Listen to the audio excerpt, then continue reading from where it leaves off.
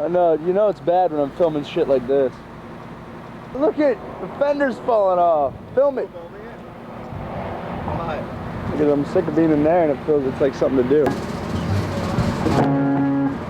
My pants are falling off. This is The Used, and this song's called The Taste of Ink.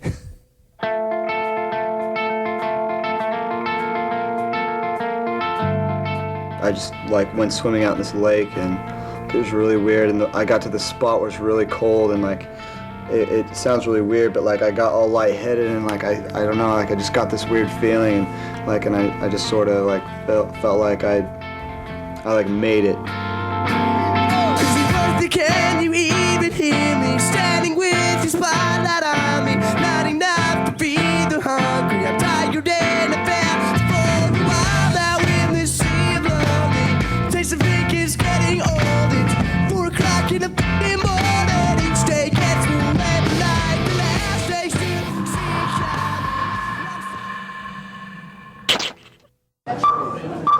Seems like whenever there's a band, there's a story.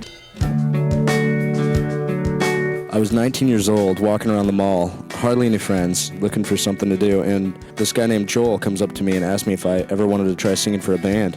And I was like, I'm a bass player actually, but you know what? I might as well do it. I got nothing else to do, you know what I mean? And Brandon, our drummer, was actually playing drums for that band at the time too. And we met him and he had like dreadlocks down to his ass, and he was just kind of this like hippie kid that got along with everyone. And then that was when we hooked up with Quinn also. He was so young at the time. I think he was only like 15 years old or something. Here we are, I'm singing, our friend Joel's playing bass, Quinn's playing guitar, and Brandon's playing drums, and it just still wasn't rocking. It was the vocal stuff, it just wasn't right. I was like, you know what, I'd rather be playing bass. So we wrote the first song together with Jeff Beck on bass. We wrote Maybe Memories, all the music to it, and we were like trying out singers with it. And everyone was really fucking horrible.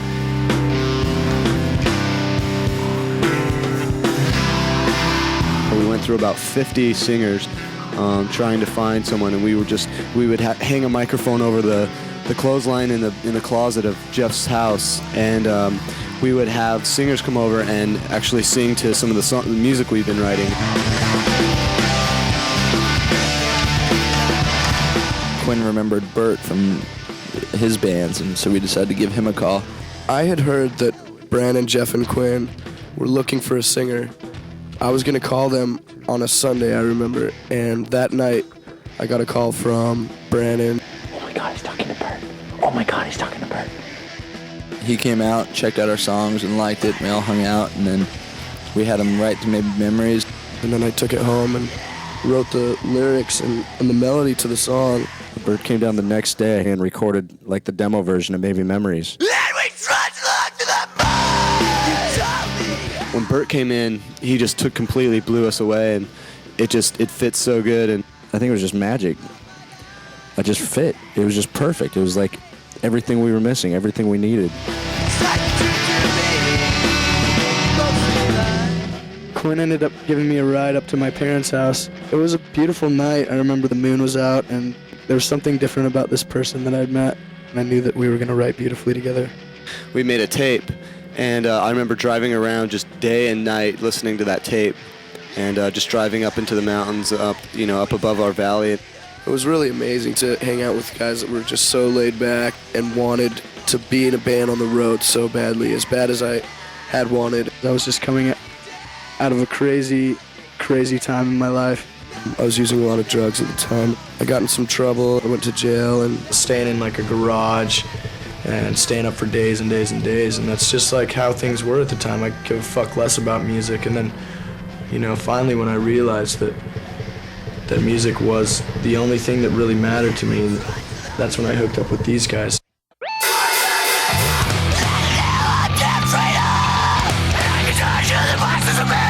There's only a small handful of bands where we're from.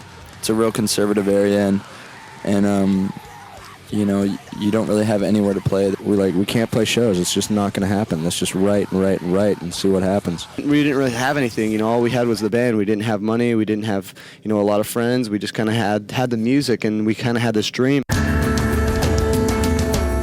Bert lived with me, and we shared a bedroom at my parents' house, and we both, like, neither of us had jobs, and so we'd like wake up and we'd hitch a ride over to Brandon's house. And I opened boxes at a department store. For a while, I know Brandon was crashing at like a used car dealership, and like, you know, sleeping like on the floor, and like I've like lived out of my backpack. Sneaking into movies, fucking, you know, stealing food, you know, bumming for change. My whole day would be based around just practicing and just recording and writing new songs. Yeah, this is our house. This is where the whole Used thing started. This is where all of our songs were written, and it all happened. Used to practice right here. This is where the BR8 sat, and we recorded all the songs that got us signed. This is where we got a lot of blowjobs. There was a goddamn bat right there. Bert was singing, had the mic stand. Quinn came in and grabbed it with a shirt and saved us all. Jeff and I would have to mow. Play croquet and frisbee and stuff. We played croquet a few times. We never played frisbee. I'm just trying to make it sound like we had fun. Jeff. I'm sorry. Like, things happened the way they were supposed to happen. Like, this band got started when it was supposed to get started, and it's just like the right place at the right time, maybe, but I think that a lot of these things happen for a reason. So crazy, you're so crazy, you're so crazy. We kept sending these songs to the singer of Goldfinger. His name's John Feldman. I'd become friends with John, and when he started producing bands, he gave me his email address. You know, I just remember thinking how nice these guys were, because I knew they were fans of my band at the time. When we had like 2 songs done, we emailed him. But in my mind, I didn't really think that anything was going to come of that. The first time I heard Box Full of Sharp Objects, he sent me an MP3, right? And I mean, it was like maybe a 4-track, maybe even a Ghetto Blaster record. They're just kind of playing the song. I mean, really just raw. He sent us an email that said, "Send more, I like it." We're like, "What?" So like, wow, okay. So we sent him a whole bunch, and he's like, I really like these songs, you guys. I knew this band had something that nobody else had, you know? And in my heart, I mean, I played it for people, and not everyone got it because it was so raw, but I just knew that this band could just change what's going on with music, you know? And that's what I want to do. I want to work with bands that could change the world. The next morning, he called me from Norway, and it was like 6 in the morning, and he's just like, "Dude, I just got these songs. They're fucking great." And we were freaking out. I called Quinn and like woke him up. I remember getting that call at 6 o'clock in the morning, and he was crying. I'm like, okay, something happened. Something definitely happened. I'm like, dude, what's going on? He wrote us back the next day and told us he was going to take us out on tour with Goldfinger for a little bit.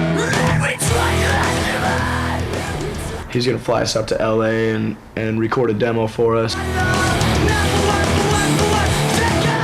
We were all kind of out of our minds at that point. I remember Quinn coming in and just freaking out like I thought someone had died or something. We were like, holy shit, like, what? Like, this can't be happening. We were so excited, you know, because that was the biggest thing that had happened to anybody in our hometown, you know. No bands have broken from there at all. It was like everything every band's ever tried for, but it worked. We didn't even try that hard, and it's really crazy.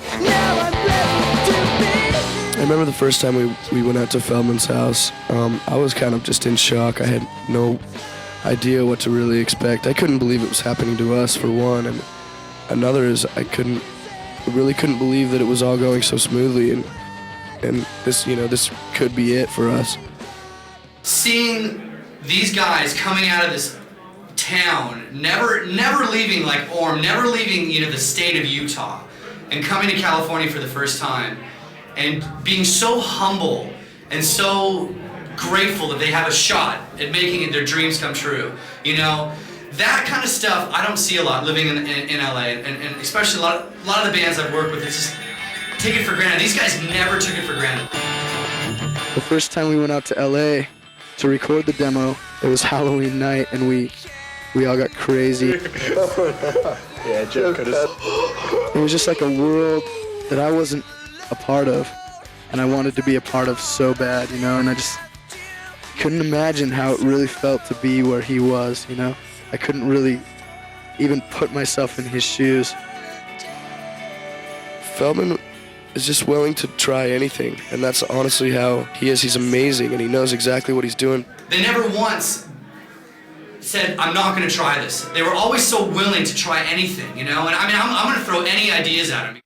John's got some good ideas for some noise stuff. Every new idea, from bringing out a dildo for some noise in one song or bringing out a leaf blower, you know? We're fucking bringing in blenders and drills and a dildo, and it's on Maybe Memories, like the beginning of Maybe Memories is like this feedback with this dildo on the pickup, just like humming against it, like. John Feldmann is the most amazing person that I've met in such a long time. He just really gets it. He really understands music, and he realized that this really was all we wanted and all we ever dreamed of. And these weren't just words. We stayed up all night. We drove up the coast to Zuma Beach, just listening to it over and over, like full volume in my car. We all went in the ocean and just like stayed up at like 6 in the morning. Some of us were just like, we knew we had something really special. The first person I played it for didn't get it. And it was so discouraging because I knew that this was unheard music, you know? And then, you know, all of a sudden it was on. Seems like you better have said. Paul and I went to John's house. We heard the songs. We were fucking blown away by the songs, and hung out with the band. They're you know, they look like rock stars, but they also were like the most down-to-earth, coolest guys in the world. Yeah. Paul Gomez actually called me on the phone one day and said, "Hey, dude, you know, you got to check this out. Something I think it's right in your zone. I think you're really gonna dig this." And basically, he played me over the cell phone in his car, like 3 songs, and it was immediate. Like, I'm all, dude, how do we get him in here? All of a sudden, someone else got the CD, and it was just like, all of a sudden, there was like, you know, 5 or 6 record labels, and we're doing all these showcases. And then the next thing we knew, it was just like a whirlwind. We had all these labels that wanted to sign us. It was like this big, huge hype got started somehow, and like people talking about The Used. And I just see Bert walking, the president, the owners of these record labels, throwing up at their fucking feet. Jeff proceeded to take his shoes off and rifle them at the A&R people. One of the guys said, when you go to see a band, you get hit with a shoe, they bleed and throw up. I don't think I've ever been to see it. I'm in. I'm in. And I'm just like, this is it. This is. No one could ask for anything. Anyone that works in music as an engineer, producer, couldn't ask for anything more than this. It was undeniable. It was like, these things are not hard for me. The decisions, you know, to sign something, it's like, it moves me or it doesn't. And this one absolutely moved me. It sounded very compelling. And it wasn't about money or the deal or anything else. It was about, number one, kids hearing the music and having enough money to feed themselves. To be able to eat. To be able to eat. I mean, they didn't have money to eat. They're on, you know, they're on food stamps. You know, it wasn't until we met Warner and the people at Reprise that we really